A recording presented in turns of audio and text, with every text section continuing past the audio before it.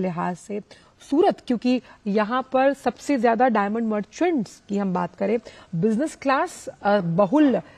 ये सूरत है और यहाँ पर आवाजाही जो है वो ज्यादा रहती है, खास तौर पर तमाम अगर हम एयर ट्रैफिक की बात करें। उस लिहाज से आज का दिन सूरत वासियों और राष्ट्र के लिए अहम, जब प्रधानमंत्री ने इस हवाई अड्डे के नए एकीकृत टर्मिनल को राष्ट्र को समर्पित किया। और किसी भी राज्य या फिर किसी भी प्रदेश की पहचान खास तौर पर उसकी कनेक्टिविटी से होती है, चाहे वो रोड की हो, रेल की हो या फिर एयर कनेक्टिविटी। और सूरत एयरपोर्ट जो है वो अपने आप में बिजिएस्ट होने के साथ साथ जो उसकी यात्री संख्या है, यानी कि एयर ट्रैफिक में लगातार हमने इजाफा होते हुए देखा। आप ये मान के चलिए कि 1200 घरेलू यात्री और 600 अंतर्राष्ट्रीय यात्रियों को संभालने की क्षमता है। और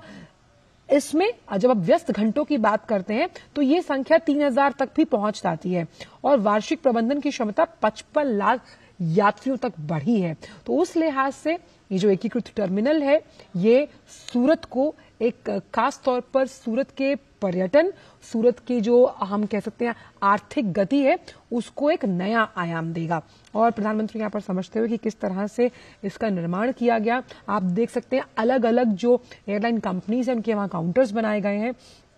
और ये जो हवाई अड्डा है ये सूरत के लिए पहचान के रूप में तो काम कर ही रहा है और इस तरह से इसकी जो दोहन क्षमता है उसमें भी बढ़ोतरी दर्ज होगी। और साथ ही साथ खास तौर पर ये जो लोग लगातार सूरत एयरपोर्ट का इस्तेमाल लगातार जो अन्य शहरों में जाने के लिए करते हैं, जो तमाम कनेक्टिंग फ्लाइट्स हैं वो बेहद अहम है यहाँ से। तो उस लिहाज से भी आज का दिन बेहद अहम है। और जब हम विकसित भारत संकल्प यात्रा की बात करते हैं, विकसित भारत की बात करते हैं, उस लिहाज से